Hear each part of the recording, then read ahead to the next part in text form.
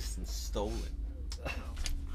So, Oh yeah. the first question is, you incorporated dubstep into your new kind of sound, and how did that happen? Really, it's Jonathan sort of, you know, he's been DJing for the last 5 years or so, you know, going out and doing it, and he's gotten inspired by some new producers and DJs, and he really sort of just brought a Skrillex, an MP3 of Skrillex, sorry, and, you know, started playing me. He goes, what do you think about this? I thought it was cool, you know, this is something different. I'm not really, my ears are, you know, I don't know what I'm really hearing yet. Yeah. And he said, what do you think about, you know, including some of these, maybe this guy help, you know, have him write a song or two with us. And I thought, yeah, let's try it, you know. I'm like, You immediately said yes. yes, I did. There was no you had hesitation. not to think about it. Okay. You know, he was really excited about it. And when an artist gets, after 20 years, so excited about something, you have to kind of follow that, because you just kind of have to trust, like, that he's onto something that he's wanting to try, and he's feeling excited and inspired. So it's so nice to see people. Yeah, that and it's doesn't like, work. okay, let's try. If it doesn't work, well, then it doesn't work. But thankfully, it did. So, and what do you think about the reaction that fans are having listening to this totally new kind of thing? I think it's pretty much split down the middle. I don't know. I think, Yeah, but also, you know, I'm trying to explain to some people before that I think it's just, you know, because this album is we're experimenting. I think on the last album when we did Korn, Remember Who You Are, Mhm.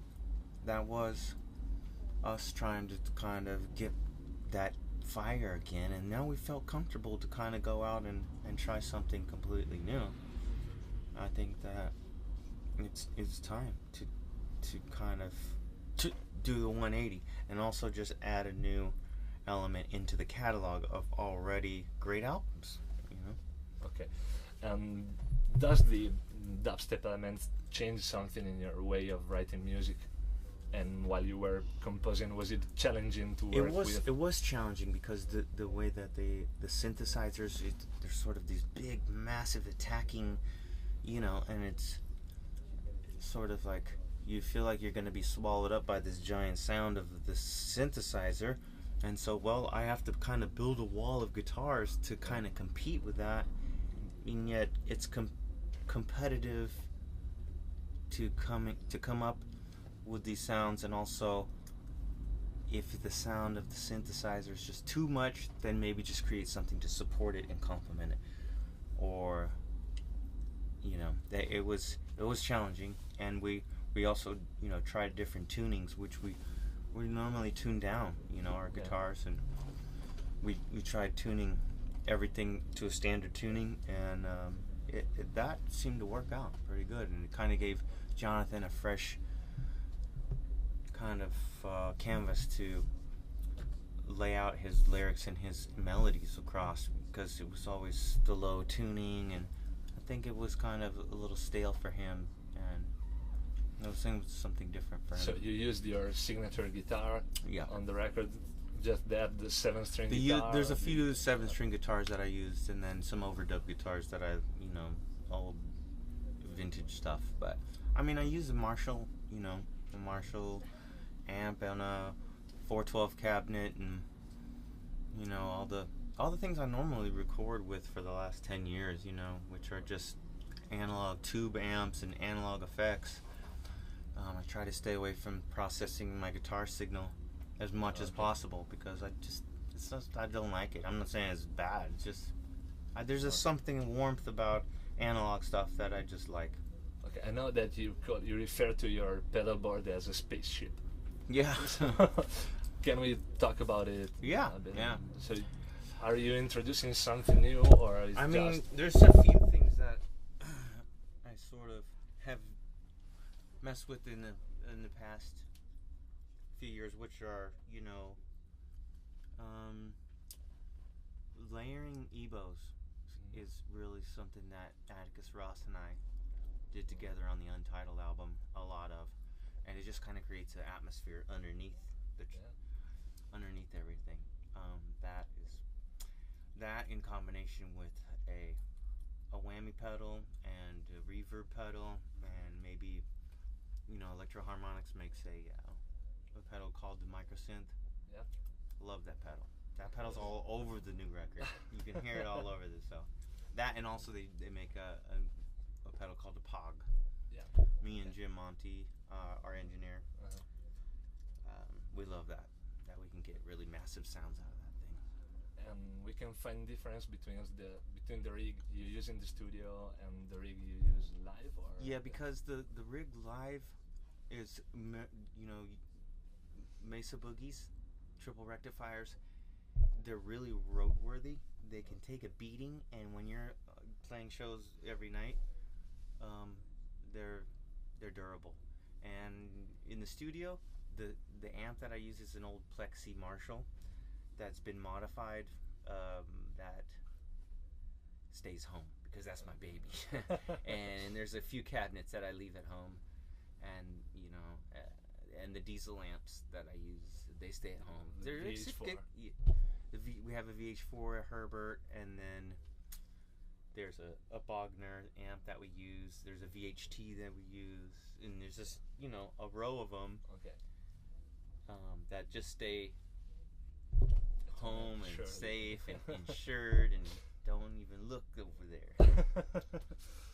So, how is changing the feeling live now that you are including the DJs on the stage with you? Well, what was the question? While you are live now doing the new songs, you've got the DJs on stage with you, okay, and has got a role that is more important till the past. So there's something different between the last tour or the other tour you did in the last few years and doing the new songs. Well, we have a lot of this the dubstep stuff on tape. Some of it's on tape, some of it our keyboard player Zach Baird. So it's split, the certain drum sounds that Ray uses on the samples. We try to do as much as we can live because we want to be a live band, There's only a few of the bass wobbles and drops, they call them. I guess I feel like 20 years old, but the bass drops, they're those are on tape. Some of those have to be timed exactly with the track, but yeah, we try to do it all live, and it's just we're trying something new, and people seem to like it. We're having fun doing it, so that's good for you. So, what about the recording process? You were in the studio with the guys that work with you, or? Yeah, it was, basically, when we had Skrillex come in to do Get Up, he came in the studio, he had an idea, a couple of ideas, and we listened to, he's like, I got this, and he played a track from his computer that he built, and, just a couple of bass lines over some drum beats, and I don't know, he played 3 or 4 of them, and we picked one, and it turned out to be the Get Up song, which was, we put it in a Pro Tools session and imported it from his computer, and then I set up my mic and my amp, and I started jamming to it, and we took, the best 7 or 8 sections from that and played them and kind of put them together where it made sense, and then I would replay them and come up with, and then Jonathan would kind of come in and say, okay, I'd like to sing a verse here, I'd like to do a chorus here, maybe we could use this section for the bridge or the middle 8, and then, so that's sort of how it went. We've worked with most of the producers in the studio.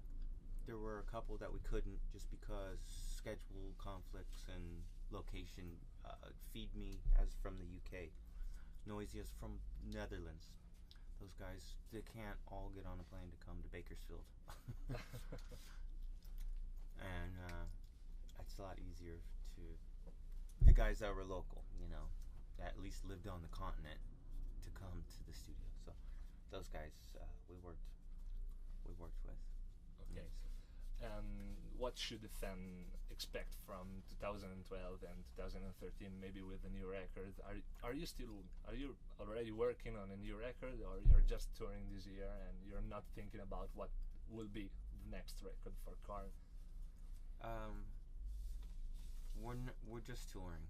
Okay. We're just touring. I mean, I think Jonathan's having a good time with, you know, his J Devil project and you know, writing music along that, through that avenue that he's created, and that's it. I mean, there's some certain things that on this album that we experimented with that we will use. You know, there's a certain level of electronic that we've always kind of had, you know, all the way back to our first record, like Helmet in the Bush. That song, if anybody listens to it, it's an electronic song, you know, it has a drum machine in it.